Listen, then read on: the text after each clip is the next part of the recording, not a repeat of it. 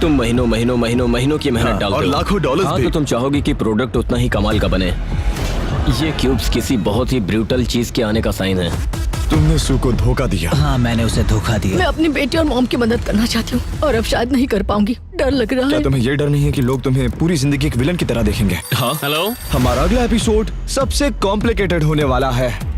Of camera her cube में 3 लोग जाएंगे और बाहर सिर्फ 2 निकलेंगे। लोग एलिमिनेट किसे करना है ये फैसला लेने में मदद के लिए कुछ भी मांग सकते हैं। वो नहीं जीतेगा। 350 रिक्वेस्ट, वो भी 20 कंटेस्टेंट से। मैं बहुत थक चुकी हूँ। एक क्यूब के अंदर पूरे 10 लाख डॉलर ला रहे हैं। एक मसूस टैटू आर्टिस्ट, एक साइकिक। तुम लोग ये सारी रिक्वेस्ट पूरी कैसे कर रहे हो? पूरे सिटी में ड्राइवर्स भरे हैं। प्राइवेट जेट्स स्टैंड बाय पर हैं। हमारे लोग वॉलमार्ट और टारगेट में भी तुम हैं। लोग मेरी इलॉन मस्क से बात करवा सकते हो? ये गैरी वे को कॉल कर रहा है। Post Malone. तुम लोगों ने यहाँ शादी कर ली? क्या तुम मुझसे शादी करोगी? हमने सोचा शायद हम वेडिंग कर सकते हैं। ये लव आइलैंड बनता जा रहा है। वो शॉक्ड होंगे, शायद उन्हें बुरा भी लगे। बुरा? उन्हें मेरा बुरा क्यों मतलब- लगेगा?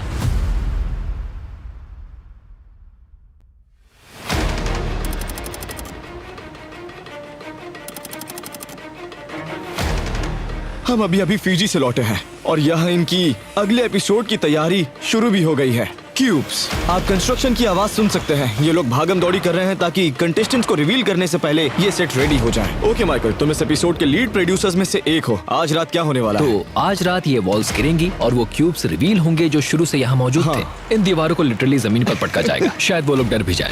किसी क्यूब के अंदर जा सकते हाँ, हैं? तुम झांक कर देख सकते हो। ठीक है, तो क्यूब्स ऐसे क्यूब्स में से हाँ, यहाँ उनका फोन है जिससे वो लोग कुछ भी मंगा सकते हैं। लोग किसे एलिमिनेट करना है ये फैसला करने में मदद के लिए कुछ भी मांग सकते हैं। पर बिहाइंड द सीन्स क्या होता है? मतलब मैं ये फोन उठाकर एक पोनी मांगू तो तो? इमीडिएटली मतलब शायद अभी रिंग हो रहा हो। हाँ, अभी रिंग जा रही है। हमारे ऑपरेटर स्टैंड बाय पर रहते हैं। Oh my god, hello, welcome to beast hotline. अब चलो, हम अभी पूछो। सिर्फ टेस्ट कर रहे हैं। क्या मुझे हमारे क्यूब में एक पोनी मिल सकता? हाँ, हम पूरी कोशिश करेंगे। ओके। क्या कहा उन्होंने उसने? कहा वो तुरंत रिक्वेस्ट पूरी करने की कोशिश लो करेंगे। देखो, थैंक यही यू। है। कॉल कटने पर रिक्वेस्ट लिस्ट हो जाती है। हम हर रिक्वेस्ट को पूरी करने की कोशिश करते हैं। कंटेस्टेंट्स, मैं वापस आ गया। इसने वहाँ 18 लाख डॉलर्स का आइलैंड जीता है और इसके पास है 1 करोड़ डॉलर का कॉइन। लेकिन ये इसे फ्लिप करके प्राइस पूल को 1 करोड़ तक डबल तभी कर सकता है जब ये टॉप 6 तक पहुँच जाए। Oh my gosh. आइलैंड वाले कंटेस्टेंट अब सिटी में वापस आ गए हैं। स्ट्रेटेजी बनाने का खेल फिर से शुरू हो चुका है और आप देख सकते हैं कि यहाँ वहाँ ग्रुप बन रहे हैं। मुझे पता था मैसी होगा। देखो, हमारी अलायंस शुरू से ही सिर्फ 2 लोगों की अलायंस रही है। हम जब फीजी से आए तब यहाँ क्या हो रहा था? हम दोनों को छोड़कर यहाँ बाकी सब पागल हो रहे थे और बोर भी। हाँ, और हम मजे में थे। आज मैं तुमसे कुछ बहुत ही स्पेशल पूछना चाहता हूँ। ओके, मोनिका, ये झूठ है। क्या तुम मुझसे शादी करोगी? तुमसे शादी करके खुशी होगी जिम। तो मैं हाँ समझूं? हाँ, मेरी हाँ है। My God। Oh my God, सब कह रहे थे कि जिम मोनिका क्यों ना तुम लोग यही शादी कर लो। फिर हमने कहा शायद हम सच में शादी कर सकते हैं। फिर सोचा रिंग्स चाहिए, बुके चाहिए, वेल चाहिए और तो तुम लोग ऑफिशियली शादीशुदा हो? वेल, टेक्निकली तो ये कॉमन लॉ मैरिज जैसा हुआ, लेकिन वो मैंने उसे मेरे एक पास अभी नहीं छोटी है। लेगो रिंग दी थी। वो बीस्ट कलर की थी और इसने मेरे लिए रिंग बनाई और मैंने इसके नहीं, लिए। नहीं, अब तो मेरे साथ मजाक कर ये रहा हो। मेरी तुम वाइफ है। सीरियस हो? ये तो पूरा लव आइलैंड में बदल रहा है। लगा था बीस्ट गेम्स में। मरते दम तक या 6 महीनों बाद होने वाले डिवोर्स होने तक। I do. I do. और अगर कोई पूछे तो हम में से किसी ने भी प्रेनअप नहीं मांगा। तो समझ लो, अगर वो जीतती है तो मैं हमारे बच्चों को घर बैठे बैठे संभालूंगा। मैं घर साफ तो रखूंगा। इसके बाद तुम दोनों एक दूसरे को फैमिली के सामने इंट्रोड्यूस करोगे? हम उन्हें ये शो दिखाएंगे। वाओ। वो लोग शॉक्ड होंगे, शायद थोड़ा बुरा लगे और खुश भी हों शायद। बुरा? हाँ, क्योंकि उन्होंने उन्हें बुरा क्यों लगेगा बेटी- भला? हाँ, क्योंकि उन्होंने अपनी बेटी की पहली शादी मिस कर दी। पहली? ओके, सही कहा, सही कहा। पहली और आखिरी शादी। अब दोनों किस कर सकते हो। सब तालियां बजाओ। रिसेप्शन स्टारबक्स में होने वाला है। इन्हें आइडिया नहीं है कि यहाँ क्या होने वाला है। इन सब ने यहाँ बहुत मजे किए हैं, पर अब इनकी खुशियाँ बहुत बुरी तरह बिखरने वाली है। होपफुली अगर तुमने सीजन 1 देखा है तो तुम जानते हो कि ये क्यूब्स बहुत ही ब्रूटल गेम के आने का इशारा है।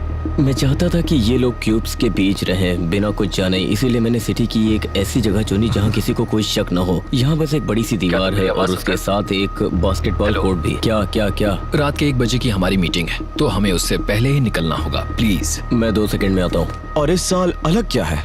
फर्क ये है इस साल सिर्फ 7 क्यूब्स हैं। पिछले साल मुझे लगता है 82 थे। इस साल सब कुछ बहुत अलग है। जैसे हर क्यूब के पीछे एक मकसद है, एक मीनिंग है। एक क्यूब में वो होगा जिसने $10 लाख ठुकरा दिए, एक क्यूब में वो होगा जिसने $10 लाख ले लिए, एक क्यूब में उस कॉइन को जीतने वाला प्लेयर होगा, एक क्यूब में सिर्फ 2 लोग और एक में शायद जिसके पास $1 करोड़ हैं। यानी हर एक क्यूब के अंदर एक स्टोरी होने वाली है। ठीक है, मैं ज्यादा जोर से बात नहीं कर सकता क्योंकि यहाँ पर कंटेस्टेंट्स हैं, लेकिन सिटी के बिल्कुल बीच में एक सीक्रेट दरवाजा है जो कॉल सेंटर तक ले जाता है। इधर आओ। ओके, ठीक है, अब हम बीस्ट सिटी के दिल में हैं, बिल्कुल $50 लाख के नीचे, और किसी को भी आइडिया नहीं है कि कॉल सेंटर यहाँ है। और अभी ये जगह जिमी के बॉयज और ड्रूस्की से भरने वाली है, जो कैमरा पर कॉल्स को आंसर करेंगे बस शो के लिए। लेकिन यहाँ ऑफ कैमरा एक असली कॉल सेंटर भी है, जहाँ ढेर सारे स्टाफ मेंबर्स मौजूद हैं जो कंटेस्टेंट से कॉल पर बात करेंगे, रिक्वेस्ट को स्प्रेडशीट में ट्रैक करेंगे और फिर स्टोर्स और कुरियर्स को कॉल करके वो ऑर्डर्स पूरे करेंगे। आज का एपिसोड सिर्फ ऑन कैमरा ही ब्रूटल नहीं होगा, बल्कि ये ऑफ कैमरा भी सबसे कॉम्प्लिकेटेड एपिसोड्स में से एक होने वाला है। ये सब क्रेजी है। बास्केटबॉल कोर्ट के पास आओ जल्दी, तुम सबको कुछ मजेदार दिखाना है। हे, रेडी हो जाओ, रेडी हो जाओ, रेडी। मैं बताऊंगा कब। ओके, मैं अब जा रहा हूँ। मेरे ख्याल से हमें सीधे अगले गेम में जाना चाहिए। ये तो सब मुश्किल ready लग है? रहा है। हाँ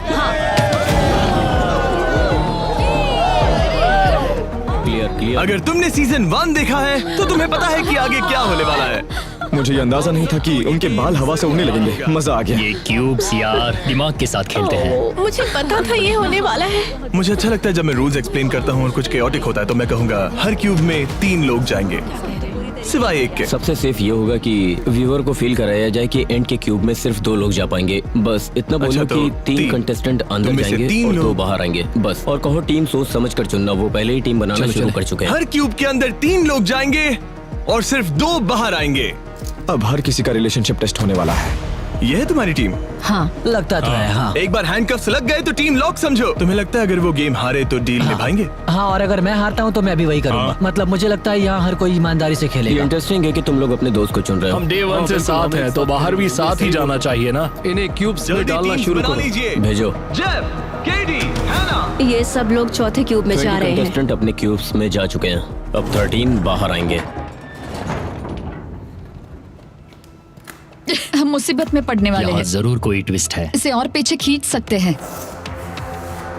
20 कंटेस्टेंट्स उन क्यूब्स के अंदर गए हैं, लेकिन सिर्फ 13 बाहर आएंगे। चलो शुरू करते हैं। ओके क्लिट्स, रूल समझाओ और उन्हें कहो चीजें तोड़ना बंद करें। ठीक है गाइस, चीजें तोड़ना बंद करो। कैमरास लेफ्ट साइड पर है ना? ये लोग फ्लोर क्यों खड़ रहे हैं? क्या यहाँ निकलने की जगह है? क्या क्यूब 1 में ऐसा होना चाहिए? बिल्कुल नहीं। नॉक नॉक, ये सब क्या चल रहा है? कुछ नहीं। क्या तुम लोग क्या कर रहे हो? तुम्हें बताते हुए अफसोस हो रहा है पर यहाँ कोई ट्विस्ट नहीं है। मुझे इससे कोई प्रॉब्लम नहीं। क्या फ्लोर से? हाँ, मुझे कोई प्रॉब्लम नहीं है। मजे करो। रुको, कोई टाइम लिमिट है? मजे करो। कोई ट्विस्ट नहीं है। कंटेस्टेंट्स, मैं सबको याद दिला दूं कि तुम सबके क्यूब में एक रेड फोन है। उस फोन का इस्तेमाल करके तुम दुनिया की कोई भी चीज ऑर्डर कर सकते हो जो तुम्हें ये डिसाइड करने में मदद करे कि तुम में से कौन एलिमिनेट होगा। रात के लगभग 11 बज चुके हैं और हम अभी शुरू कर रहे हैं। हमें लगता है कि ये सब सुबह के 9 बजे तक चलेगा, थोड़ा 19-20। लेकिन हम आज के सेटअप में और तैयारी में पहले ही 5-6 घंटे लगा चुके हैं। चलो स्टार्ट करें। अब ये लोग चीजें ऑर्डर करना शुरू करने वाले हैं। ओके, गेम शुरू हो गया है। याद रखना, ये लोग जो चाहे वो मंगवा सकते जो हैं। चाहे मांग लो। हेलो। तो जब कॉल्स आते हैं हमारे पास एक कॉल सेंटर है ऑफ कैमरा और ऑब्वियसली जिमी की टीम रिक्वेस्ट ले रही होती है। ये लोग गेम्स ऑर्डर करेंगे, खाना मंगवाएंगे और मैस्यूस भी। हम मैस्यूस मंगवा सकते हैं ना मसाज के लिए? यहाँ जिसे भी मसाज चाहिए हाथ उठाओ। तुम लोग इन रिक्वेस्ट को पूरा कैसे कर रहे हो? क्लेंजर से पूछो तो वो ये बोल चुका है कि अगर किसी को सुपर बाउल रिंग चाहिए तो उसके पास कांटेक्ट है, वो 4 घंटे में मंगवा सकता है। क्या? हाँ, हमारे ड्राइवर्स पूरे शहर में फैले हुए हैं, कॉल्स आते ही रेडी रहते हैं। हमारे लोग वॉलमार्ट, टारगेट हर जगह हैं सामान खरीदने के लिए। इतनी देर तक वो खुले रहेंगे? हाँ, कंटेस्टेंट से रिक्वेस्ट आना शुरू हो चुकी है। हाँ, क्या कुछ ऐसा है जो नहीं मांग सकते? उनसे कह दो कि हम थोड़ी देर में फिर से बताते हैं। हमारे पास एक बहुत स्ट्रॉन्ग टीम है जो ये फिगर आउट कर रही है। मेरी टीम ने खास तौर पर पिछले 3 महीने से इस एपिसोड की प्लानिंग में लगाए हैं इन 20 लोगों का माइंडसेट समझने के लिए जो अभी क्यूब्स में तो है। कुछ चीजें जो मंगवाई जा रही हैं, जैसे हमने किसी के लिए लॉबस्टर ऑर्डर किया, किसी के लिए ग्रिल सैमन मंगवाया। ज्यादातर स्नैक्स, खाना और गेम्स ही हैं। 6 सोनिक ब्लास्ट, एक Oreo peanut butter milk shake, 3 diet sodas और 3 क्या था, ऑरेंज। हाँ, 3 फैंटास प्लीज। मैं पागल हो चुकी हूँ। ओके, तो ये लोग रुक ही नहीं रहे हैं। एक के बाद एक रिक्वेस्ट आती ही जा रही है। ओके, क्यूब 3 के लिए सर्फ और टर्फ भेजो, और टाइलेनॉल किस क्यूब के लिए था? ओह, फाइनली इन्हें पिज्जा मिल गया। तो अभी तुम लोग लगभग 350 रिक्वेस्ट पर हो। हाँ, अभी लगभग 320। हाँ। बस 20 कंटेस्टेंट्स हैं। अभी कौन सी रिक्वेस्ट आई है? एक गोल्फ सेट। एक गोल्फ सेट? हाँ, हमारे पास एक गूगल डॉक है जिसमें हम आने वाली सारी रिक्वेस्ट मॉनिटर कर तो रहे जब हैं। क्यूब से कॉल आता है हम उसे इस शीट में एंटर करते हैं। जैसे ये गोल्फ सेट हमें पता था कि ये स्टॉक रूम में मौजूद है। स्टॉक रूम मतलब वो चीजें पहले से तुम्हारे पास है, वो सब एक कंटेनर में है। एग्जैक्टली। इन्होंने पहले से ही बहुत सारी चीजें तैयार करके रखी हैं, जैसा आप देख सकते हैं। आर्केड गेम्स है, सुमो सूट्स हैं, बास्केटबॉल हूप्स है, स्लशी मशीन्स हैं, कूलेट स्नो कोन मशीन, मतलब सारी रैंडम चीजें भरी हैं। ओह ओके, यहाँ तो और भी ज्यादा प्रॉप्स और गेम्स हैं। हम प्रेडिक्ट करने में काफी अच्छे हैं कि लोग क्या मंगाएंगे। हमारे पास रनर्स की एक टीम है जो शहर में नहीं बल्कि पूरे देश में घूम रही है। पूरे देश में? पूरे देश में। हमारे पास काफी लोग पहले से रेडी हैं, जैसे लॉयर स्टैंड बाई पर हैं, टैटू आर्टिस्ट, साइकिक, साइकोलॉजिस्ट। क्या वो बार्बर अभी भी यही है क्या? मतलब हम लगभग हर किसी तक पहुंच सकते हैं। ऐसे लोग जो हमसे ज्यादा दूर ना हो, जिन्हें हम अगले 12 घंटों में कॉल कर सकें और वो आ जाए। हमारे पास दूसरे स्टेट्स में प्राइवेट जेट्स भी हैं जो स्टैंड बाय पर हैं। सच में? हाँ। और क्या सेलिब्रिटीज भी स्टैंड बाय पर हैं? हाँ, कुछ यहाँ कुछ वहाँ। जिमी के फोन का ओवर द शोल्डर शॉट मिल सकता है। वो गैरी वी को कॉल कर रहा है। गैरी वी को कॉल किया और पोस्ट मलोन को भी, तो मजा ओह वाह, क्या उन्हें फेस टाइम किया या सिर्फ कॉल पर बात? हाँ, फेस टाइम किया। जिम्बो!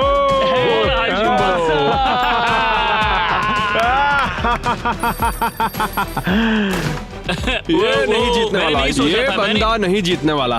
किसी ने अभी $10 लाख कैश मांगे हैं। वो $10 लाख को एक क्यूब के अंदर ले जा रहे हैं। ये देखो। हम चाहते हैं कि ये एक बहुत बढ़िया एक्सपीरियंस हो, खासकर क्योंकि इनमें से 7 लोग घर जाने वाले हैं। उन्हें इस गेम में अपनी आखिरी फैंटेसी जीने दो। यही तो असली मजा है, ये एक फैंटेसी है। अभी जो हो रहा है उसके बारे में तुम क्या सोचते हो? मतलब अभी तक कोई बाहर नहीं निकला है। ये लोग इसका पूरी तरह से फायदा उठा रहे हैं, सब मजे कर रहे हैं, जो कि बहुत अच्छी बात है। पर एक क्यूब में जेफ है सीजन 1 का विनर। मैंने उसे इतना सीरियस कभी नहीं देखा। वो हंस नहीं रहा है, मजे नहीं कर रहा है, वो फोकस्ड है, एकदम वॉर मोड में। और मैं हैरान हूँ कि इयन जिसने $18 लाख का आइलैंड जीता है, उसे भी ये लोग मौका दे रहे हैं। पर क्यों? वो खुद को एलिमिनेट करने वाला था, तो निकालो उसे।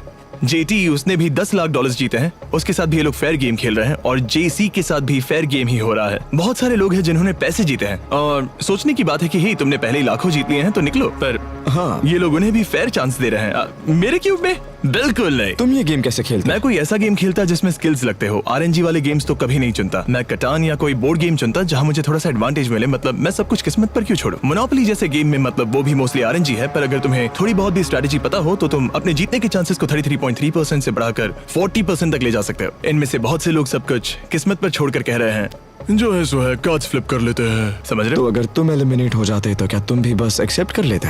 हाँ, मैं अपनी जबान से नहीं पलटता, उसमें कोई शक नहीं है, लेकिन मैं खुद को कम से कम एक मौका तो देता। मैं किसी ऐसे प्लेयर को जिसने 1 करोड़ 18 लाख या $10 लाख जीते हैं, उसे मुझे पीछे हटाने नहीं देता। अगर आरएनजी ही करना है तो उसके जीतने के चांसेस खराब होने चाहिए, क्योंकि उसके पास बहुत पैसे हैं। जेटी लोगों को धोखा देकर मिलियनर बन गया, और ये लोग बोल रहे हैं हम तो लड़के हैं, जेटी अच्छा है, और उसे सेम चांस दे रहे हैं। मतलब क्यों? ठीक है बॉयज, हम कौन सा गेम खेल रहे हैं? कोई गेम नहीं, मैं सैक्रिफाइस कर रहा हूँ। वो मैं ये सोचकर तो अंदर बिल्कुल नहीं आया था। ये मुझे बहुत रुला रहा है।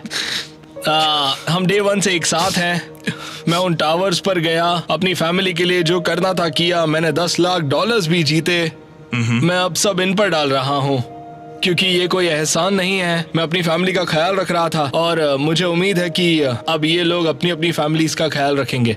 कोरी, तुम्हारे दिमाग में क्या चल रहा है? मैं हमेशा तुम्हारा शुक्रगुजार रहूंगा मैन। इस गेम में हम एक दूसरे के बहुत क्लोज आ गए। मैं तुम्हारे साथ हूँ दोस्त। वाओ, मुझे लगता है तुम पहले के वीडियोस या लास्ट सीजन में इन मोमेंट से जल्दी निकल जाते थे। ओह, पिछले सीजन नहीं, लेकिन YouTube के पहले के वीडियोस में हाँ बिल्कुल। मेरी स्टार्ट के मिस्टर बीस्ट वीडियोस में स्टोरी टेलिंग तो थी ही नहीं, और ये सुनकर कोई भी सरप्राइज नहीं होगा। हाँ, मैं जानता हूँ कि पहले मैं बस अंदर जाता था और कहता था ओके हैंडकफ, लेकिन अब हम टाइम लेते हैं। अब हम ऐसे मोमेंट्स में जल्दबाजी नहीं करते, हम उन्हें मौका देते हैं जिससे वो ये बता सकें कि वो क्या फील कर रहे हैं। ठीक है, जेटी ऑफिशियली एलिमिनेट हो गया है। ये जरा पकड़ सकते हो? समझ रहे हो? इस तरह से Thank हमें रात you. को वेट नहीं करना पड़ता। थक गए हो क्या? नहीं। ओके। और तुम? मैं थोड़ा सा थकने लगा हूँ। मैं अभी फीजी टाइम पर हूँ। वो ये बात बार बार कहता है, अगर तुम महीनों की मेहनत डाल दो और लाखों डॉलर्स भी। बिल्कुल, तो तुम चाहोगी कि प्रोडक्ट भी उतना ही कमाल का बने। तो अगर थकान भी होने लगे तो उसे इग्नोर कर दो। हाँ, मुझे लगता है हमें इसका जवाब पता है। अगर ये होता है तो यहाँ से मैं एलिमिनेट हो जाऊंगा। इट्स ओके, मैंने किसी से ये नहीं तुम्हें कहना कुछ नहीं चाहती कि- कहना, इसीलिए मैं बोल रहा हूँ। मेरी बात मानो और सख्ती से खेलना। अगर नहीं खेली तो तुम्हारी मर्जी। ठीक है जिमी, अंदर जाओ। तुम्हें लगता है ये फेयर खेलकर जीत सकते हैं? मैंने पिछले साल खेला था ना। ये तुम्हारे लिए खुद को हटा रहा है। तो सारे एलिमिनेटेड कंटेस्टेंट्स यहाँ बैठे हैं। अंदर आओ। अंदर आ जाओ। मुझे पता था कि अगर मैं फिर से क्यूब्स में गया, वो भी उन लोगों के साथ गया जिनकी मैं रिस्पेक्ट करता हूँ और जिनके साथ मुझे आगे जाना था, तो मैं कोई गेम नहीं खेलता। इसलिए मैंने खुद को हैंडकफ कर लिया। मैं बस ऐसे इंसान को ढूंढना चाहता हूँ जो मेरे बेटे के इलाज में मेरी मदद कर सके। तुम ये कहते हुए इमोशनल हो रहे हो, क्यों? मुझे इलॉन मस्क से बात करनी है। क्या तुम मुझे इलॉन मस्क से फोन कॉल पर कनेक्ट कर सकते हो? मुझे लगता है कि उसके साथ टेस्ला एनर्जी, न्यूरालिंक ब्रेन, हम क्रिएटिन को ब्रेन तक पहुंचाने की कोशिश कर रहे हैं।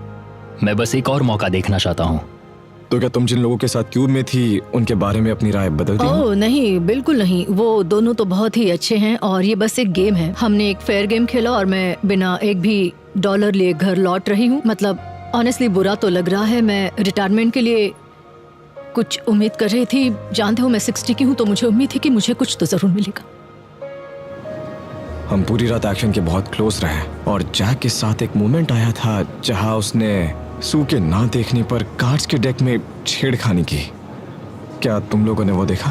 हाँ, स्टोरी टीम ने उसे पकड़ा, हमने उसे फुसफुसाते देखा, हमने उसे कार्ड स्विच करते देखा। तो टेक्निकली उसने चीट किया है ना? हाँ, लेकिन उन क्यूब्स के अंदर सब चलता है। हाँ एग्जैक्टली, उन क्यूब्स में कुछ भी हो सकता है। ये क्यूब्स उनके हैं, गेम उनका है, रूल्स उनके हैं, और अगर वो अपने रूल्स फॉलो नहीं करते तो वो भी उनकी मर्जी। डूड, तुमने क्यूब्स में जो कुछ किया उससे तुमने हम सबको शॉक कर दिया। तुम्हारे दिमाग में क्या चल रहा था? मैं तो हैरान था। सच कहूँ तो शुरुआत में मेरा कोई प्लान ही नहीं था कि कोई चीटिंग करूं। हम दोनों को वो आइडिया एक साथ आया कि जैसे ही वो पीछे मुड़े हम दोनों किंग और एस फेंक दे, तो मैंने बस जल्दी से कार्ड बदल दिया। 1 2 3 गो। ओह मैं हार गई। क्या तुम्हें डर है कि लोग तुम्हें जिंदगी भर एक विलन की तरह देखेंगे? आप ऑनेस्टली मैंने इस पर ज्यादा सोचा नहीं है, क्योंकि इस गेम का मकसद सिर्फ ये है कि किसी को खुद को हैंडकफ कराने पर मजबूर करो। वही एक रूल है। देखो जैक और मैंने जो भी किया, हमें सू से कोई दुश्मनी तो नहीं है, लेकिन मैंने यहाँ जो भी किया है वो अपनी फैमिली के साथ टाइम बिताने के लिए किया है। अब अपनी रिटायरमेंट के बारे में क्या करोगी? डर लग रहा है।